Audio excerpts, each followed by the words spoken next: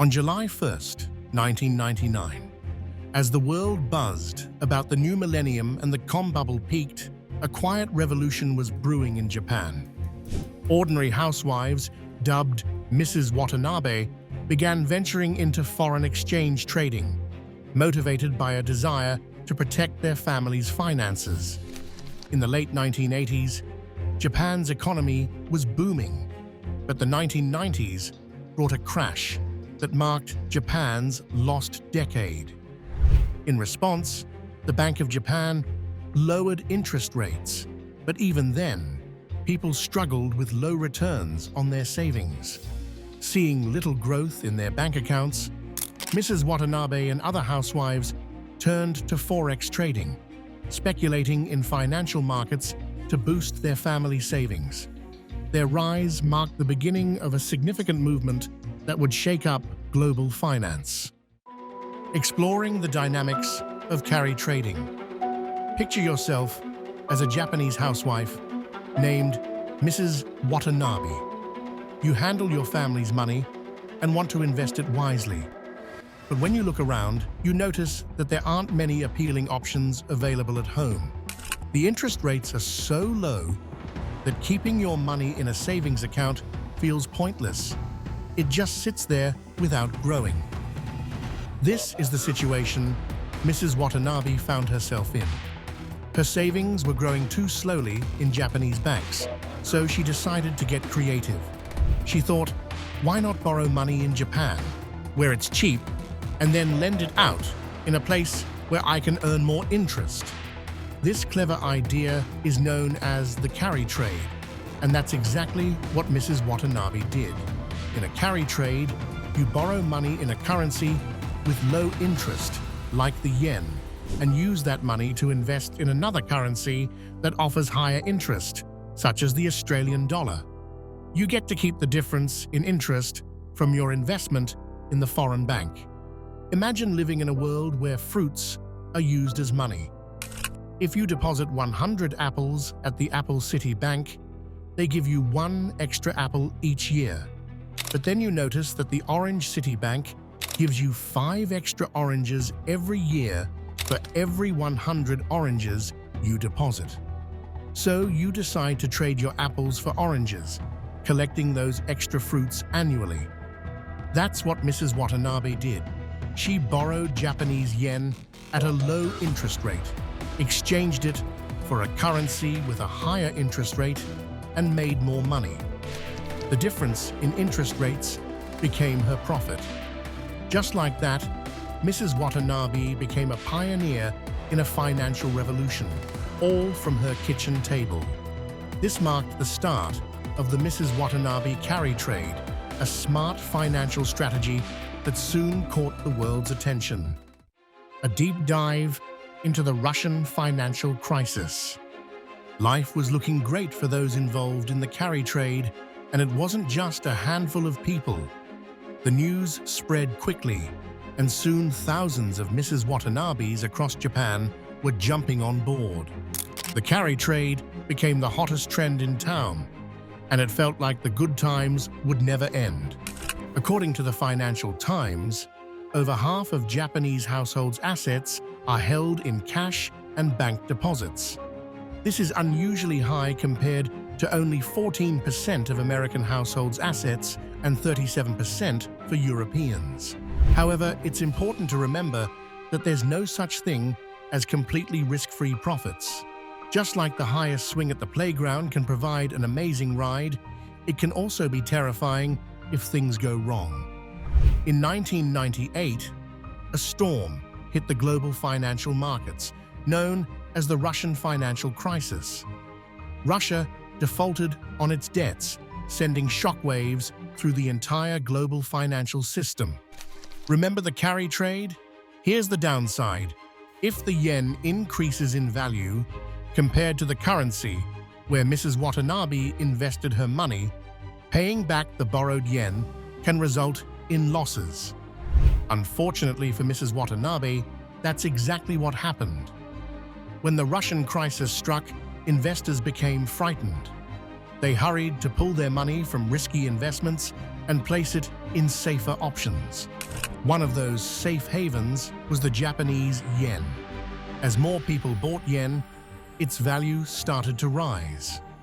What once seemed like a winning lottery ticket quickly turned into a ticking time bomb.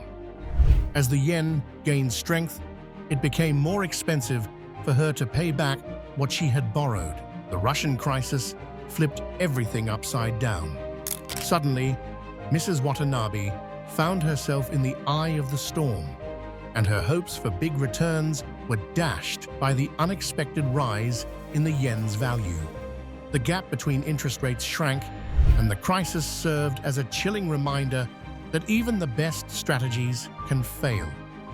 It was a wake-up call for Mrs. Watanabe and all other carry traders, reminding them that their investments were far from risk-free. The mechanics of quantitative easing. After the Russian financial crisis, Mrs. Watanabe and many others involved in the carry trade were left to deal with the fallout. Back in Japan, the government was facing its own economic troubles.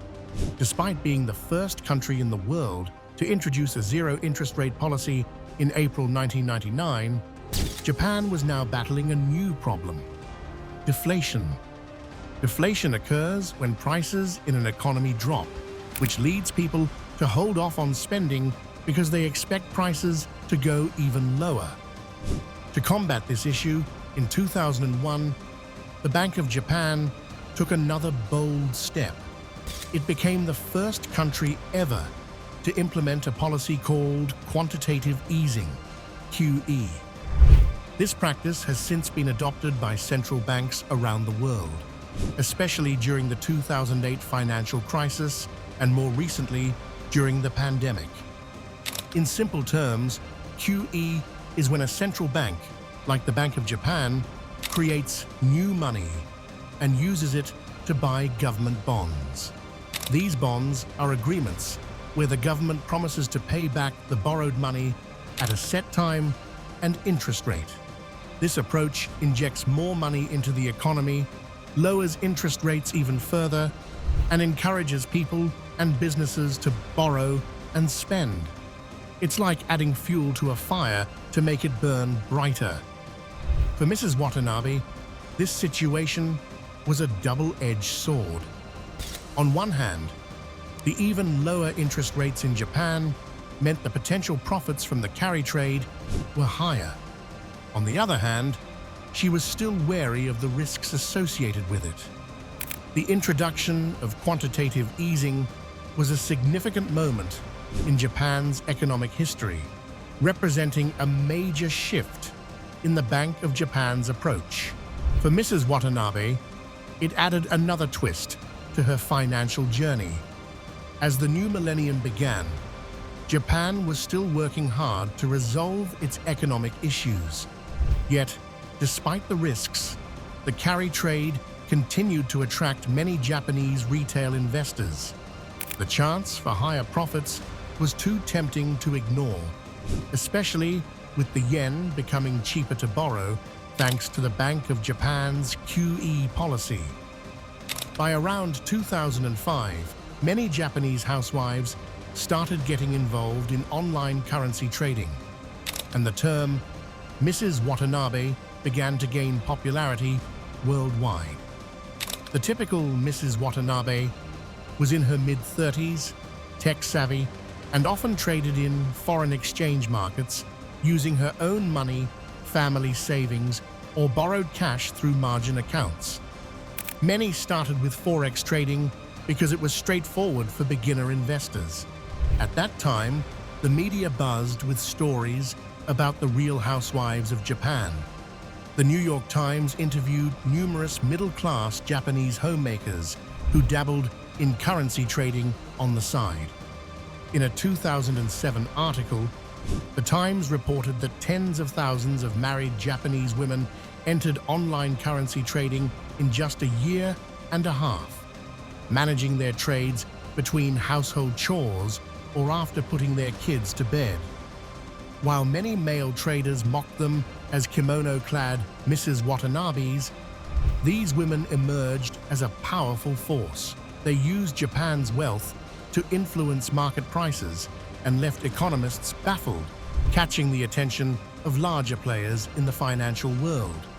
Hedge funds and banks joined the action when they realized the potential of borrowing from countries with low exchange rates and investing in countries with high exchange rates, especially the Australian and US dollars.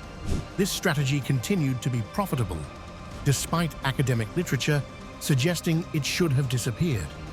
Over time, many new participants entered the market, gaining global attention.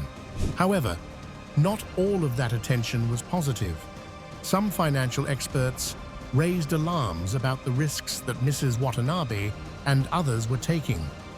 They worried about what might happen if another financial crisis triggered a rapid exit from carry trades, similar to the Russian financial crisis. Because of these concerns, in 2006, the Bank of Japan decided to end quantitative easing and began to move away from its zero interest rate policy, gradually raising interest rates. This change made the yen carry trade less appealing, as borrowing costs in yen increased. The goal was to strengthen the yen and make the carry trade riskier. A rising yen would make repaying loans more expensive, at the same time that potential profits would shrink if Japanese rates went up. At that time, Dennis Gartman, editor of the Gartman Letter, warned that unwinding such large positions could either happen slowly, causing a lot of emotional distress, or quickly and painfully. For now, however, Mrs. Watanabe was enjoying her moment in the spotlight. Her story showed how everyday people, using their savings and a bit of risk-taking, could make significant impacts in the global financial market. But little did they know, a massive financial storm, far greater than anything they had faced before, was brewing on the horizon.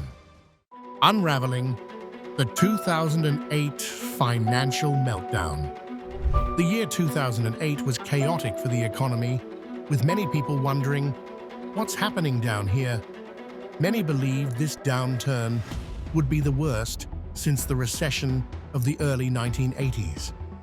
The 2008 financial crisis was unlike anything Mrs. Watanabe had faced before.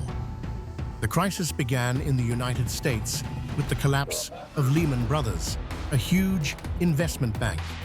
As this major player fell apart, global financial markets took a nosedive, dragging many economies into a severe recession. Just like during the Russian financial crisis, frightened investors around the world sought safety. They pulled their money out of risky investments and rushed to buy safer assets, including the familiar Japanese yen. As demand for the yen surged, its value shot up. For Mrs. Watanabe, it felt like déjà vu. The rising yen meant that repaying her borrowed yen for carry trades would become more expensive. As a result, carry trades began to unravel quickly. In a panic, Mrs. Watanabe and many other retail investors across Japan, who had once enjoyed profits from the carry trade, suddenly faced significant losses. What was once a money-making strategy turned into a nightmare. Many amateur traders suffered enormous and sudden losses, realizing that while the trades seemed simple, the global economic forces impacting foreign exchange markets were anything but. One woman interviewed by The Times lost nearly $100,000, her family's entire savings, in just a week. The 2008 global financial crisis was a harsh wake-up call about the risks associated with the carry trade.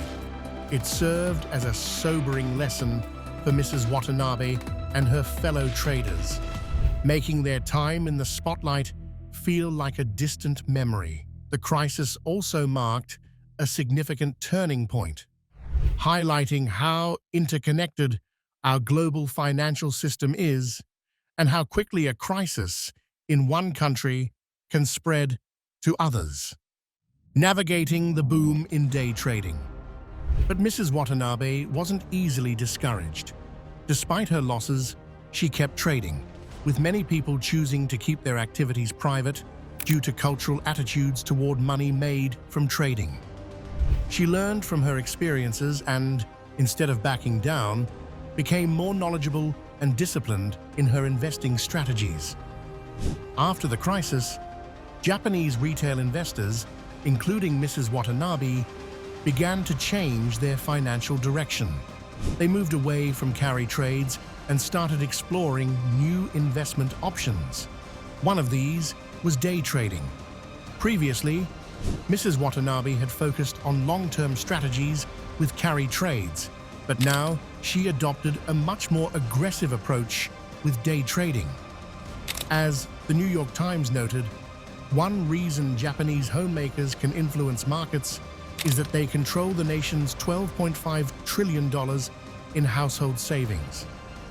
For over a decade, that money had been sitting in banks earning low interest. Day trading offered Mrs. Watanabe a chance to gain financial independence, which she often lacked in traditional roles. By leveraging the nation's household savings to impact markets and boost her income, she shifted from her previous strategy of carry trades, which required patience for profits to materialize. During this time, several women traders played a key role in popularizing Japanese home trading. Notable figures included Yukiko Ikibe, author of I Like Stocks, and creator of a Nintendo DS investment game, who made significant strides in home trading. The author of The Secret of FX, who earned about $4 million trading commodity futures and currencies in 3 years. And Mayumi Tori, a single mother who started a support group called the FX Beauties Club and wrote a book of the same name. Mrs. Watanabe's transition from carry trading to day trading wasn't just a personal change. It was part of a larger trend in Japan and around the world. Day trading was becoming more popular, with retail investors like Mrs. Watanabe at the forefront. This shift happened for a few reasons. First, the technology needed for day trading became widely accessible.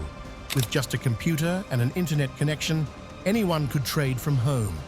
Second, there were new educational resources available, including online courses, webinars, and tutorials that taught people how to day trade. This new chapter in Mrs. Watanabe's journey proved that she was more than just a one-trick pony. She was adaptable in the world of finance.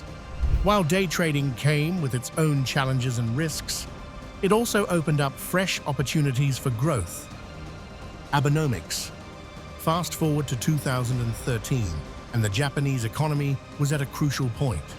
The national debt-to-GDP ratio stood at a staggering 230%, the highest among developed nations.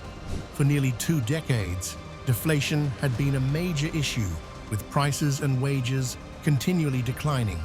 To avoid a situation similar to Europe, which was grappling with serious debt problems, Japan needed drastic measures. In December 2012, Shinzo Abe became Japan's prime minister and launched an ambitious economic plan called Abenomics, monetary stimulus. The Bank of Japan was tasked with printing more money to combat deflation until inflation reached 2%, a level many economists believe is optimal. A bit of inflation could help stimulate the economy by encouraging spending and attracting investment. Fiscal stimulus. The government decided to invest heavily in areas like education, healthcare, and infrastructure. The goal was to create jobs, boost construction, support business growth, and ultimately revitalize the economy. Initially, Abenomics appeared to be working. Japan's stock market, the Nikkei, soared by 30% in the first 3 months of Abe's term. In March 2013, the Financial Times of London wrote, "Welcome back, Mrs. Watanabe," as the effects of Abenomics began reaching consumers and private investors in the world's 3rd largest economy. With hopes for global recovery rising, this key player in global currencies and interest rates started to show signs of life again. However, by late May 2013, the Japanese stock market experienced a significant drop and struggled to bounce back. Many blamed Mrs. Watanabe for cashing out on quick profits she had made during the stock market's rise. Finance professionals around the world watched her closely, wondering if she had insights about the stock market or Abenomics that others did not. As mentioned earlier, more than half of Japanese household assets are held in cash and bank deposits. In a deflationary environment, it makes sense for Mrs. Watanabe to hold on to her cash, as falling prices mean her money can buy more in the future. If Abenomics worked as intended, rising inflation would encourage her to start spending, potentially leading her to shop more, which is what Mr. Abe hoped for, to help local businesses and create jobs. Moreover, if interest rates remained low, the prospect of earning better returns might draw Mrs. Watanabe back into the stock market. At that time, Japan's economy was larger than those of Germany and Italy combined, so any changes in Japan would impact other countries as well. This is why so many financial players paid close attention to Mrs. Watanabe. Her decisions about spending, saving, or investing would provide important clues about what might happen in global markets in the months and years ahead. The power of her purse was more significant than ever. Conclusion. Fast forward to today, and Mrs. Watanabe has had quite the journey. She has played many roles: budget manager, carry trader, day trader, and a symbol in the financial world. She has faced financial crises and adjusted to shifting market conditions. In today's financial landscape, Mrs. Watanabe is still a significant player. The rise of digital platforms and the opening up of financial markets have made it easier than ever for everyday investors like her to engage in day trading. It's no longer just for professional traders at big financial firms. Anyone with a computer, internet access, and some knowledge can join in, and Mrs. Watanabe, with her years of experience and financial instincts, is right in the thick of it. Ultimately, the story of Mrs. Watanabe is more than just about finance. It's a tale of resilience, adaptability, and the courage to take risks. It showcases how ordinary people can make extraordinary impacts. Most importantly, it highlights that anyone, even a humble housewife managing her family budget, can become a player on the global financial stage. So, what's next for Mrs. Watanabe? As technology continues to advance, new tools and platforms are emerging, making trading even more accessible. With apps and online platforms, trading is becoming something anyone can do, anywhere, at any time. However, markets are also becoming more volatile. Political tensions, economic uncertainties, and global events are causing rapid changes in currency values. For day traders like Mrs. Watanabe, this volatility presents both challenges and opportunities. As we wrap up this chapter of Mrs. Watanabe's journey, we are left with admiration for this everyday housewife who dared to step into the world of global finance, ultimately changing the game forever. Thank you for watching.